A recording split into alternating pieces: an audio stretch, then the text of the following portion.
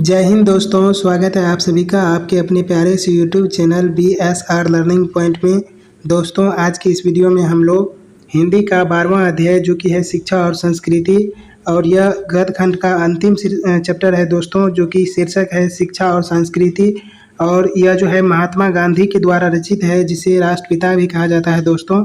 महात्मा गांधी के द्वारा रचित है और इसकी जो विधा है वह है शिक्षा शास्त्र। ठीक है, तो शिक्षा और संस्कृति ये शीर्षक है और इसकी विधा शिक्षा शास्त्र है दोस्तों।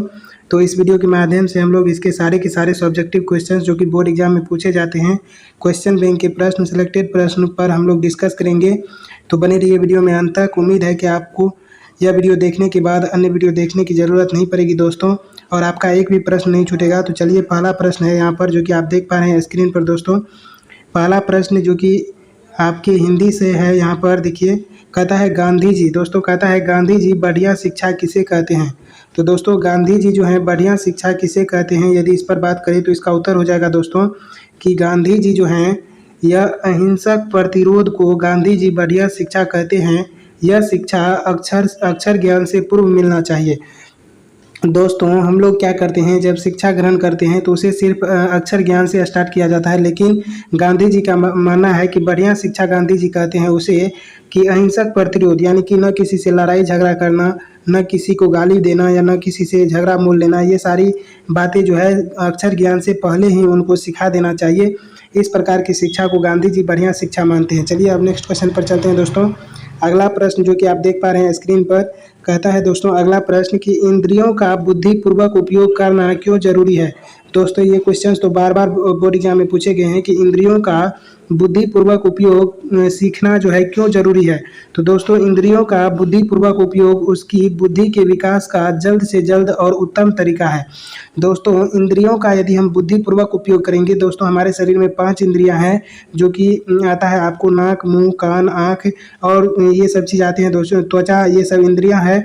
और इनका उपयोग यदि हम लोग जो है सो अच्छे से करेंगे, इसका उपयोग यदि सीखेंगे दोस्तों, तो विकास क्या होगा, जल्द से जल्द होगा। और उत्तम तरीका ये है, इंद्रियों को बुद्धिपूर्वक उपयोग करने से विकास जल्द से जल्द होगा। यह क्या है, उत्तम तरीका है दोस्तों। तो आई होप आप इसको समझ पाए होंगे। बढ़ते हैं नेक्स्ट क्वेश्चन की तरफ दोस्तों। अगला प्रश्न जो कि यहाँ पर है, बहुत ही इंपॉर्टेंट प्रश्न है ये। कहता है दोस्तों कि शिक्षा का ध्येय गांधी जी क्या मानते हैं। दोस्तों, कहता है प्रश्न संख्या 3 कि शिक्षा का ध्येय गांधी जी क्या मानते थे और क्यों।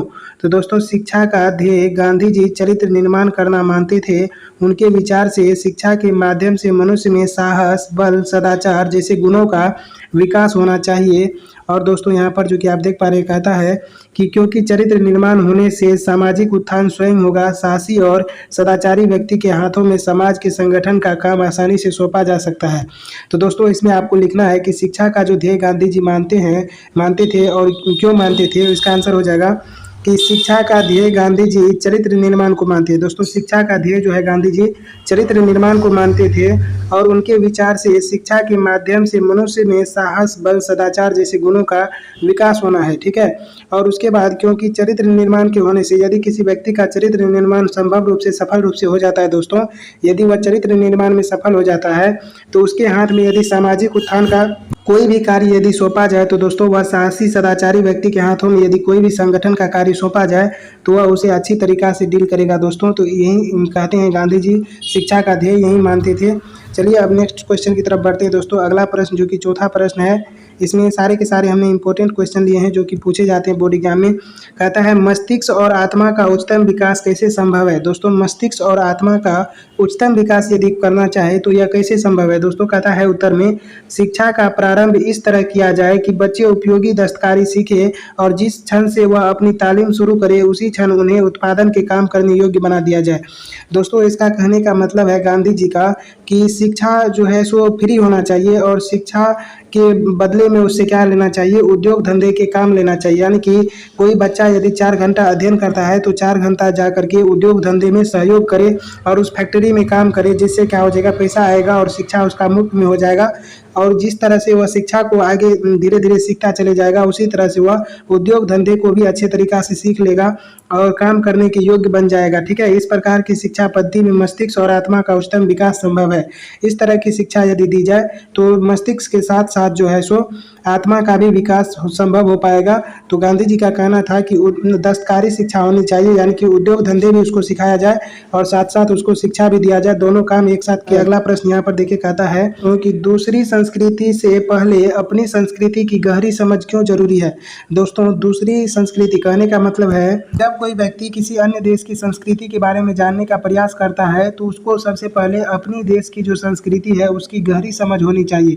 और क्यों होनी चाहिए, इसका उत्तर देखिए कहता है दूसरी संस्कृतियों की समझ और कद्र स्वयं अपनी संस्कृति की कद्र होने और हजम कर लेने के बाद होनी चाहिए, पहले हरगिज नहीं। दोस्तों, कहने का मतलब है कि यदि कोई व्यक्ति दूसरी संस्कृति को सीखना चाहता है, दूसरे देश की संस्कृति को पढ़ना चाहता है या उससे कुछ सीखना चाहता है तो उसको सबसे पहले अपनी संस्कृति के बारे में पूरा नॉलेज होना चाहिए।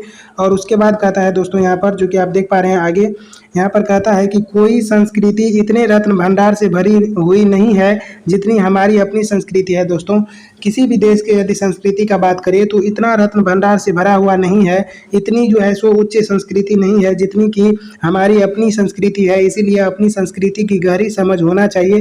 कहता है सर्वप्रथम हमें अपने संस्कृति को जानकर उसमें निहित बातों को अपनाना होगा। सबसे पहले यदि हम दूसरे की संस्कृति के बारे में जानना चाहते हैं तो सर्वप्रथम हमें क्या करना होगा दोस्तों, अपनी संस्कृति को जानकर उसमें जो बातें बताया गया है उसे अपनाना होगा। इससे चरित्र निर्माण होगा जो संसार के अन्य संस्कृति से सीखने की क्षमता प्रदान करेगा। और वो चरित्र निर्माण होगा दोस्तों जो दूसरे की संस्कृति से जो अच्छी बातें होगी उसको हम सीखेंगे और जो गलत बातें होगी उसको हम नकार देंगे दोस्तों।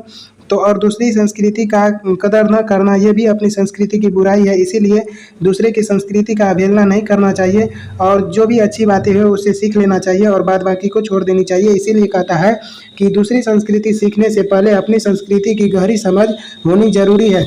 तो आई होप आप इस क्वेश्चन को समझ गए होंगे। तो बढ़ते हैं नेक्स्ट क्वेश्चन की तरफ।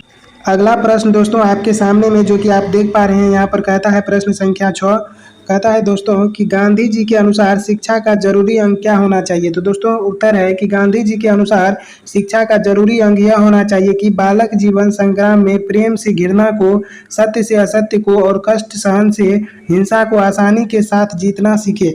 यानी कि गांधी जी के अनुसार यदि हम शिक्षा का जरूरी अंग समझेंगे दोस्तों तो शिक्षा का जरूरी अंग है कि बालक जीवन में, ठीक है, बाल्यकाल के जीवन संग्राम में प्रेम से किसको जीतना चाहिए, घृणा को, और सत्य से असत्य को और कष्ट सहन से हिंसा को आसानी के साथ जो है सो जीतना सीखे। ठीक है, यानी कि यदि आपको दुख भी होता है तो आप उसमें सुख दुख को एक समान बिताते हुए जो है सो अपने जीवन को क्या होना चाहिए, जीवन संग्राम में चलना चाहिए। तो इसी चीज़ को जो है गांधी जी शिक्षा का जरूरी अंग मानते हैं। तो आई होप आप इधर समझ पाए होंगे दोस्तों। अगला प्रश्न यहाँ पर जो कि लास्ट क्वेश्चन है इस वीडियो का, और इतना ही प्रश्न था जो कि इम्पोर्टेंट था दोस्तों, जो कि हमने आपको प्रोवाइड कराया। देखिए प्रश्न संख्या 7 कहता है शिक्षा का अभिप्राय गांधी जी क्या मानते हैं। तो दोस्तों गांधी जी के अनुसार शिक्षा का अभिप्राय केवल किताबी ज्ञान से नहीं है, शिक्षा ऐसी होनी चाहिए जिससे शरीर, बुद्धि और आत्मा तीनों का विकास हो। दोस्तों यदि हम गांधी जी के अनुसार चलेंगे उनकी जो उन्होंने जो बताया है दोस्तों, तो उन्हें बताया है शिक्षा का अभिप्राय कि शिक्षा का अभिप्राय गांधी जी कहते हैं कि यह केवल किताबी ज्ञानों से नहीं होता है।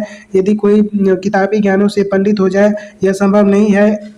शिक्षा ऐसी होनी चाहिए कि जिसमें शरीर, बुद्धि और आत्मा तीनों का विकास हो और पूरा यानी कि कहे कि सर्वांगीण विकास होना चाहिए दोस्तों। तो ये जो है शिक्षा का अभिप्राय गांधी जी बताते हैं। तो आई होप आप इसको समझ पाए होंगे दोस्तों। तो यदि वीडियो आपको अच्छा लगा प्लीज़ तो वीडियो को लाइक कीजिए, अपने दोस्तों के साथ शेयर कीजिए। काव्य खंड बचा है दोस्तों, तो काव्य खंड को हम पूरा करेंगे, तो इस चैनल के साथ बने रहिए। आपको इस चैनल पर सोशल साइंस का भी ऑब्जेक्टिव सब्जेक्टिव मिलेगा दोस्तों, तो इस चैनल के साथ जुड़े रहिए। संस्कृत भी खत्म होगा, तो यदि आप इसका PDF लेना चाहते हैं तो PDF के लिए टेलीग्राम ज्वाइन कीजिए, वहाँ पर आपको फ्री PDF मिलेगा। मिलेंगे नेक्स्ट वीडियो में, तब तक के लिए thank you so much for watching this video. जय हिंद।